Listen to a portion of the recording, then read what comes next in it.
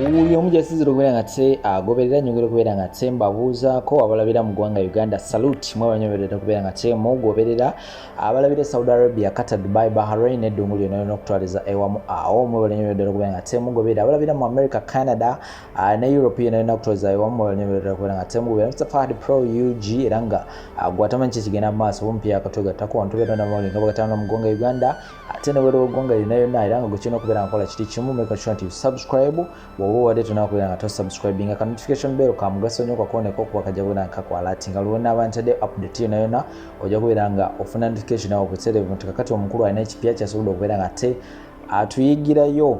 tutegamu ssente Sheikh Ashraf era nga gwe wena ali eyo ng'olina ebizibu ebikutawaanya Sheikh ono ajja kubeera nga te akulombera edduwa ojja kubeera nga te embeera eterera ddala bulungi omalidaadi sana mufune ku namba y'essimu gy'olaba ku screen mujja kubeera nga te mwogerezeganya mpola mpola here and there ensonga ndowooza zingenda okubeera nga te ntandika nazo ensonga za kabaka ensonga za kabaka no zikutta wansi ne waggulu era nga omukyala Betty Nambooze alina ebigambo byayogedde bingenda okubeera nga te nkuterawo siina kintu na kimu kigenda kubeera nga te neeyogerera ngenda kubeera nga te mbikuterawo awo osobola okubeera nga te obyewulirirako naye simanyi ebigambo bino bate bigenda muleetera buzibu nga bumumanyi munnaye ndabanga kisosezaamuko naye agenda kubeera nga te nkuterawo ka video ako naawe yongera okubeera nga te obyerabira ku comment section always ebeera open era nga oneddemu okubeera nga te osuulawo awo kyowulira kyoyagala ku video eno oba endowooza ku video eno likinga as usual ate mu ngeri y'enjawulo nyongera okubeera nga te mbajjukiza omukyala Farida Foundation wali ekagoma gwe nawe ali ebweru w'eggwanga naye nga teweesiga muntu ogwo walekera mwanawo oba nga gw'oli eyo ng'opulaninga kutambula very soon naye nga weebuuza wa oyinza okubeera nga te oleka omwana wo abeere safe oba abaana bo babeere safe omukyala oyo mutuukire ku namba y'essimu 0700378885 wali ekagoma ajja kubeera nga te omwana wo amusigaza amulabirire bulungi nnyo nnyini ddala soka matere butambi buno obwa Betty Nambooze ate oluvannyuma beere nga te nkomawo n'amawulire amalala mangi nnyo of course tumuvaawo tusabe bannange wateekebwewo omwezi mulamba okusaba n'okwegayirira Katonda ku lwa kabaka waffe era mu ogwo omwezi tumutijjise tumwagale tumuwanike tumuwaane tumusuute Buganda tukolewo n'ekyenjawulo ffe bwe mulaba Ssaabasajja kabaka waffe kuwulira ndi bakuba akafaananyi nga bagamba nti ali eyo ne ngamba eryo si ddungu naye byonna bya nnaku naye ate njagala gamba nti abantu abateeketeeke tola emirimu gyabwe girabikira nnyo mu kaseera nga waliwo obuzibu n'olwekyo tusaba wabeerewo enteekateeka bajjajja abataka muveeyo musiriikiridde nnyo mulimba kati mutuyita mipiira gyabikanze jjajjange namwama nkubuulira mpita mu mupiira gw'ebika yes naye ate ekirungi jjajjange namwama ye mukulu kati w'abataka jjajja mukoleewo ekyenjawulo ng'abataka wabeerewo enkola ennuŋŋamu efulumya amawulire agakwata ku mutanda ate n'ekirala nsaba wabeerewo okusaba n'okwegayirira ku lwa kabaka waffe naffe mu social media tuteekewo omwezi mulamba nga tufulumya bifaananyi bya kabaka ebirungi nga tumuweereza ssaala nga tuweereza bubaka bulungi bumuzaamu maanyi ng'Abangereza kati we bakola baweereza obubaka obusaamu Ssaabasajja kabaka waabwe kyalisa amaanyi kubanga bamanyi nti mulwadde era tewaliwo ayogera bintu bitali bya buvunaanyizibwa bonna batambulira wamu naye lwasobodde mu kwewaliriza n'afulumako kati yasobodde n'ofuluma n'agenda ne Bufalansa kama ng'olaba ebintu byonna biki biteeketeeke ensonga ey'okubiri embeera bw'eba ya Ssaabasajja esaana n'ebeera ng'ekwatibwa n'obwegendereza obw'amaanyi nga tewabeera nti amawulire abantu bagafunira mu kadirisa gw'ogambye Ssaabasajja asiimye agenzeeko mu nsi z'ebweru ku mirimu emitongole ate abantu ne bagenda okugyayo amawulire ng'ate galaga birala bwe bakunyiigira awo gw'oba oleesa embeera eyo yes banga abantu bajja ne baventinga out muntu nayogera ekintu kye era fe abakulembeze batugamba one of the things kyolina okola kwe kuba nti nokkiriza okwogerwako yes nti abantu basobola okwogerako that is what it means to be a public figure when you're a public figure, some people will appreciate you, other people will not appreciate you. It's just normal. Olaba ne Katonda yennyini yakera ku macha n'atonda abantu era wali abatamwagala. Olaba Yesu yajja wano n'awonya abalwadde n'afuulira abantu emmere n'emigaati n'ababuulira enjiri n'akola kino era bamukomerera ku musaalaba ne mu kalulu bakuba akalulu wakati wa Yesu Kristo n'omubbi balaba abantu abasinga obungi bagamba nti twagala balaba. Yes, naye olw'okuba nti Yesu Kristo ye yali ku mazima kati emyaka 2024 egiyiseewo abantu bakabira Yesu basula bamukabira basula bakomerera ku musaalaba. Yes. Bam, Honorable, just to keep up from Wantoni, we started with you. Ono we Wantoni mulaba kino kyengambye nti abantu b'emukono basanyufu. Agambye atya yimba mu kalwa kali akayimba twagambye obuyimba bwonna tugenda kubweddiza. Buli Honorable please bw'owangula speakership tobanga ate okulonda ku speaker kuwadde nammwe tusooke tununula eggwanga. Ono aŋŋambye tajja kunonda naye kati okulonda nga naasaalirwa n'ekyemmanyi we tunaatuukira mu kalulu ajja kuba akampa ngenda muulaga nti nno nze nsaana waliwo agambye mbu sijja kulonda neŋŋamba nga nsaalidda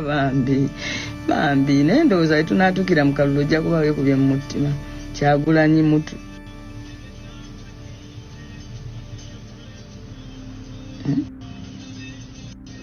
mumuwutaze Kyagulanyi bambi mulekeye kubanga Kyagulanyi tolina nabo ova kumwekwasa talinaawo wantu wonna wasayininga ku bintu byonna gwe byogamba ebikulabye ennaku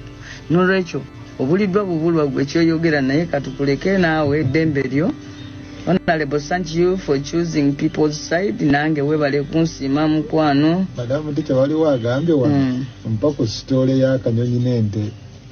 Eyo sitole nagimase. Agambye I want to contest for Namisindwa at Anthony Yahoo Place. Jantunyumye bw'oba oyagala kwesimbirawo ku kaadi ya NUP. Mwanyinaze nkulamusiza bambi Saalongose Buliba nange nkulamusizaako. Mwebale nnyo mbadde mbanjulira programu eno ejja kubangawo buli Sunday saawa okutandika saawa emu nga mbutuufu nja kuddangamu bibuuzo byammwe wano. Oli agambye nti njogereko Kabaka waffe Ssaabasajja gwe natandikiddeko ne ŋŋamba nti bannange ffenna tusabire Ssaabasajja Kabaka ate tufube okulaba nti n'ebigambo ebiweebuula ebivoola ebinafuya Ssaabasajja Kabaka tetubiiwa makulu era omuntu yenna abiteeka ku mikutu gino ffe tumuboole. Kyokubiri nensaba abataka bajjajja batuule balungamye Obuganda abantu bababuulire ng'ebifa ku Kabaka waleme kubeerawo ebyo bya mbeera y'abantu kutandika kubanja Ssaabasajja Kabaka kuba ate kitukakatako bwe tutamulaba kitukakatako ng'Abaganda okubanja Kabaka tumulabeko.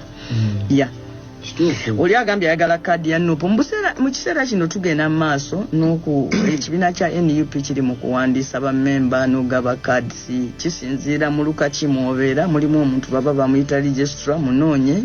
mu kitundu kyo. Bw'oba oli w'emukono genda wali mu kavule ku ofiisi yaffe oba oginoonya ne mu bitundu ebirala ku ofiisi za NUP ez'enjawulo waliyo ba registrar kyagenda maaso n'okuwandiisa abantu ne siringi zo1,000 ate tokkiriza kugulira kaadi ya NUP gyegulire gwe wennyini. Ssaabasajja Businde nze musajjawo linnya lyange nze Kawooya nga ndi mutabani wa Kakumba oluzukuba Elifaazi Kibige ng'ava mu nnyumba ya Kakumba mu luggya lwa Elifaazi Kibige mu lunyiriri lwa Kalute mu mutuba gwa Munzi mu ssiga ly'abakazi Bendo Ssemmandu atudde Olumpenje omukulu wa Kasolya kange ye Kasujja Luleki Esimba Busujja ku buddo okubuuyi obwo Kanyolandu wange yayeddira Njovu ndi muzzukulu wa Katemwa Posiyano ndi muzzukulu wa Simeon Nassamba muzzukulu wa Mukalo Ikambugu ate obukojja bwa taata wange nga bwa Lugave obwa mama wange Wafumbi. Ku biko ebimu empitabira nkowoola mwenna abaana ba Buganda mwenna gye muli abaawagaliza Kabaka ebirungi abaagaliza Kabaka emirembe abaagaliza Kabaka obulamu abamanyi nti Namunswa bw'ava mu kiswa kitabaalwa era kifuluka Obuganda buli mu kufuluka mbadde nsaba tetuddamu kwetaba mikolo gya Buganda gyonna gitegekeddwa nga tetunnalaba Mutanda muyinza okujagulizaako Omutanda ng'ali mu kkomera muyinza okujagulizaako Omutanda ng'ali mu bulabe bannange ekireka ne kitabaala Namunswa bwe tuleka ne butabaala Namunswa ffe nkuyege n'enswa tetuba we tulidda kudda mbadde mbasaba oba emikolo giri Canada oba giri mu UK oba giri mu America oba giri Germany oba giri Uganda mbakoowoola temuddamu kwetaba mu mikolo gyonna ng'Omuteregga tannalabika bannange musitule eddoboozi tewali n'omu agenda kusulira ddoboozi tewali n'omu gw'osulira kulwanirira Bwakabaka bwona ggwanga lyo oba omanyi nti oli mwana Muganda owasa mu Buganda oyagaliza Obuganda mikwano gy'Omuganda wafumbirwa mu Buganda situka abaana bo basomera mu Buganda balina emikwano gyabwe gya Buganda situkiramu tetugenda kuddamu kwetaba naddala nze era siriddamu kwetaba mikolo gya Buganda ne bwe gunaaba wano Canada Toronto gwonna nga Kabaka gwenjaguliza simulaba sinnamuwuliza abatugamba Kabaka tatukwatako bwe mutuka okunoonya ettafaali oluwalo olwo muyita basajja ba Kabaka muyita bantu ba Kabaka bwe mutuka oteeka ebivulu byonna bwe mwakola simanga lwendo simanya kettu simanya biki mwagamba by'abaana ba Buganda tubitiye tubinywe mwandi bitute bantu ba Kabaka bwe mba temwagala tubanje Kabaka Kabaka takulembera abantu banjuye Kabaka akulembera Baganda ne Buganda ekikola Buganda yibe bantu abantu bavudde baagala kulaba ku mukulembeze waabwe Kabaka si mufuzi Kabaka mukulembeze bw'abanga omukulembeze abuze Namunswa taliimu ng'ate ffenna tukimanyi gavumenti zijja zibaawo zijjeko ku Bwakabaka zitabadde ku Bwakabaka nene eriwo ennyininyini mwaba ekyali Kasese Oweekitiibwa akutte Ddamula bwe kiba nga tetusoboka kunnyonnyolwa ffe abakulembeze abakulemberwa tetumatidde na nnyinnyonnyolayo bw'ojja obalaata tetukuvuma tetukuvoola tubanja kike alwanira ekikye tassa mukka nze kale nno kagiba emikolo gya Buganda gyonna nze nkoowoola era nkubiriza temuddamu kulinnya mu mukolo gwa Buganda gwonna omukolo si kulya gwe tujagulizaako aliwa gwe nnyoka ayinza okuba afudde n'okola birthday party oba ojaguzaaki gwe nnyoka ayinza okuba mukomera n'omukolera birthday party oba omujagulizaaki bakoowola abaana ba Buganda mwenna temuddamu kwetaba muzire kuba kye kisobola okukola ffe tetugenda kulwala kasuka mayinja tetugenda kwetaba mu mikolo gya Buganda gyonna era nkowoola ababejja abalangira bonna abateekateeka emikolo gya Buganda ffe abaana ba Buganda temugenda kutulaba nkowoola abali e Canada wonna tetugenda kwetaba mu mikolo gya Buganda gyonna paka Omuteregga alabise tetugenda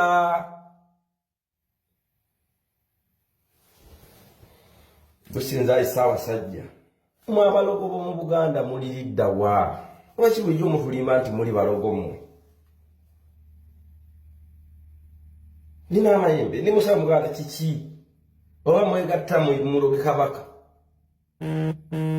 naye bwe kataligirya amaanyi amemanye